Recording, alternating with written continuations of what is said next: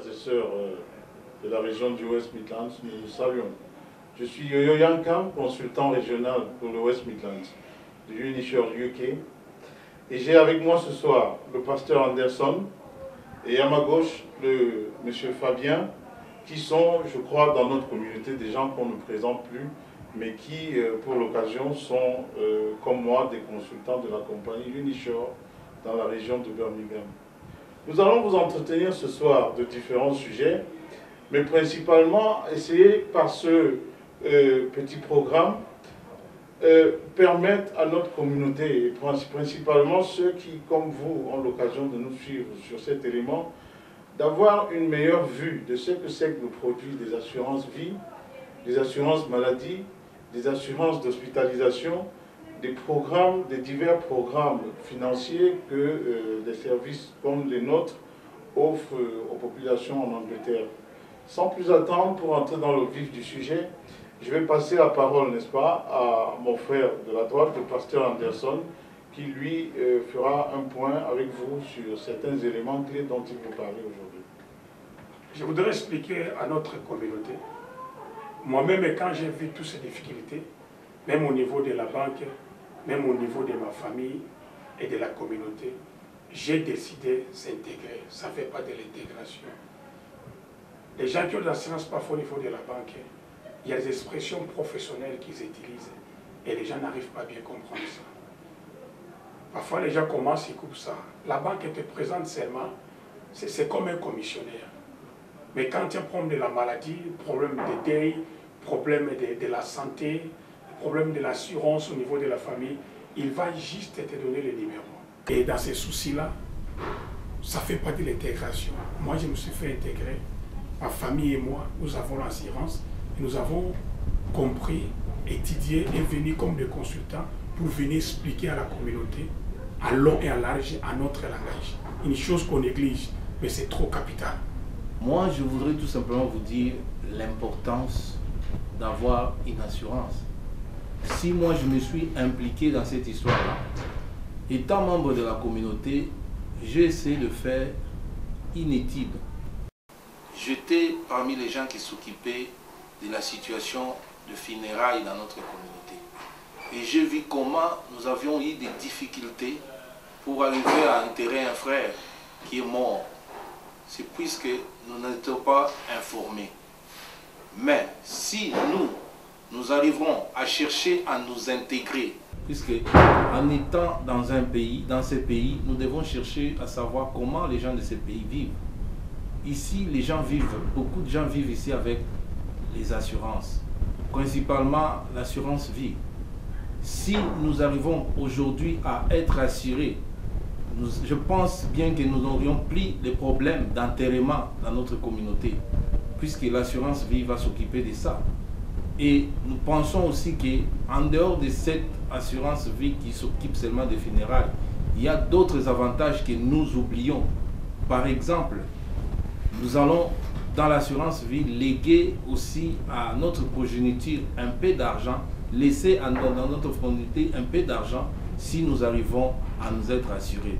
Il est vraiment très capital que nous soyons assurés et cela nous mettra dans de bonnes conditions. Eh bien, à la suite de ce que mes deux collègues ont dit, je voudrais surtout revenir sur un point que Fabien a évoqué tout à l'heure, et d'ailleurs le pasteur Anderson aussi, le fait que la plupart des membres de notre communauté achètent leurs assurances à travers les banques. Il est important de leur faire remarquer que oui, d'accord, vous avez des assurances vie, elles le sont. Nous, on ne vous dit pas que ce ne sont pas des assurances vie. Mais il y a deux problèmes. Le premier problème, c'est que c'est pour une courte durée. J'imagine facilement qu'on peut vendre à quelqu'un qui a 30 ans une assurance vie sur 15 ans. C'est presque le donner mort à l'âge de 45 ans. Or, il se trouve que dans notre contexte, avec les DIP et les avancées médicales que nous avons, 45 ans, ce n'est plus une espérance de vie. Du moins pas dans notre communauté. Et un point que je voudrais ajouter à côté, c'est que ne pensons pas à l'assurance individuelle comme s'il ne s'agissait que de la mort. Si on ne meurt pas, si on est malade et qu'on ne peut pas produire, qu'est-ce qu'on fait? Eh bien, c'est là où Unisure a une excellente réponse à vos questions. C'est qu'au-delà des assurances vie qui sont, comme disait mon frère, Fabien, une garantie, un bénéfice pour les enfants que nous laissons sur la terre. L'assurance maladie est celle-là qui permet d'avoir accès aux soins, de payer pour nos soins et surtout d'entretenir la famille dans son standard de vie quand on est malade et qu'on est dans l'incapacité de produire. C'est-à-dire que, pour terminer sur un point qu'a relevé le pasteur Anderson, ce n'est pas nécessairement après la mort que notre assurance devrait nous payer. Mais nous devons intégrer le côté utile, le côté pratique de l'assurance. C'est une réponse précise à des besoins précis, à un moment précis. Je vais laisser mes frères qui ont certainement, comme j'ai dit tout à l'heure, une prise plus directe sur les besoins de la communauté à laquelle nous nous adressons ce soir, qu'ils aillent un peu plus au fond des choses et qui vous disent exactement en quoi nous pouvons vous être utiles. En attendant, nous avons notre adresse qui passe au bas de l'écran. Vous avez toutes les informations qu'il faut pour entrer en contact avec nous. Et je vous assure que ce sera avec plaisir que n'importe lequel d'entre nous viendra vous voir, soit chez vous, ou lorsque vous souhaitez venir nous voir, un coup de fil et un rendez-vous, et tout sera fait.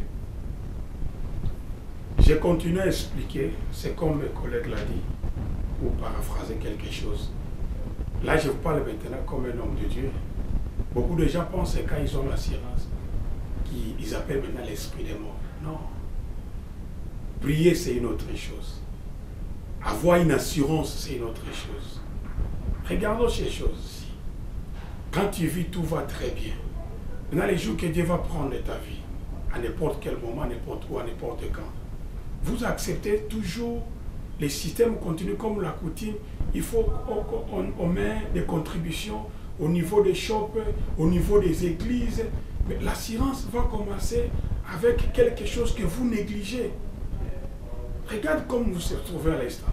Ce n'est pas l'esprit des morts, c'est une protection. Parmi nous, ouais, dans la communauté, c'est pas tout le monde. Il y a quelques personnes, ils ont l'assurance. Ils connaissent ce que moi je dis. Ce n'est pas l'esprit des morts, mais c'est une protection au niveau de la vie locale.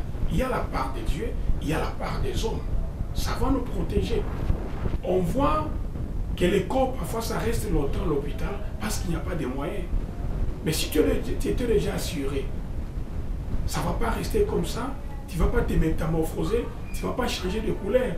L'assurance va t'aider à contribuer, pas seulement aux funérailles, à beaucoup de produits que vous allez s'engager à ces choses ici.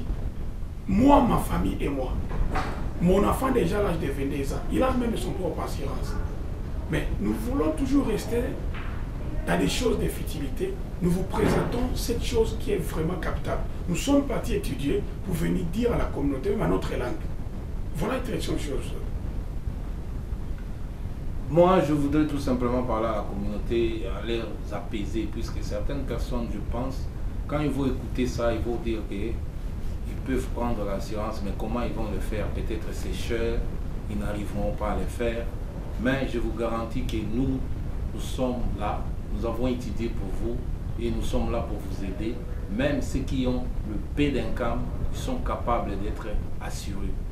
Puisque avant que nous puissions prendre l'assurance, nous sommes là pour faire l'étude avec vous, savoir combien vous gagnez, combien vous dépensez, pour vous aider un peu à être dans les seuils ou qui va vous permettre à vous d'être assurés. Puisque nous sommes sûrs et nous savons qu'une fois que vous êtes engagé dans cette histoire, vous ne devez plus s'arrêter. C'est ça que vos inquiétudes est là. Mais nous sommes là pour vous aider et vous amener à prendre une assurance selon vos moyens et selon vos possibilités. Je vais ajouter, deux fois nous sommes ici. Nous avons d'autres dépenses que nous faisons. Peut-être ces dépenses-là ne sont pas capitales dans notre vie, mais nous les faisons. Peut-être nous les prenons pour 24 mois, 3 ans. Nous prenons peut-être des engagements dans les téléphones. Nous payons peut-être très cher, que vous deviez peut-être payer moins avec l'assurance et qui va vous contribuer, qui va vous donner plus d'avantages que ces téléphones-là. Le téléphone que vous prenez par exemple, vous prenez ça comme contrat. Vous n'êtes pas peut-être un businessman, mais vous passez votre temps à causer avec des amis dans ces téléphones-là. Ce n'est pas mauvais de s'échanger, mais il faut savoir ce qui est utile dans votre vie, ce qui va contribuer dans votre vie. Mais si vous arrivez à prendre une assurance, ça va contribuer à votre vie. C'est vraiment utile dans votre vie. Et nous sommes là pour vous aider et nous serons toujours là pour vous. Au moment où nous allons conclure notre propos, mes chers frères et sœurs, je vais juste attirer votre attention une dernière fois sur l'héritage que nous voulons laisser à nos enfants. Quand on est de bonne nature et quand les choses sont bien faites, au moment où on s'en va, on a une maison pour les enfants, on a de l'argent en banque pour les enfants. Mais la moyenne d'âge de ceux de nos frères qui arrivent en Angleterre, c'est 35-40 ans. Combien d'années leur faut-il pour acheter une maison à leurs enfants? Unisure vous donne la réponse. Vous garantissez de l'argent qui est un cash lump sum, comme on dit en anglais ici, un argent sans taxe que vous passez à vos enfants pour préparer leur avenir.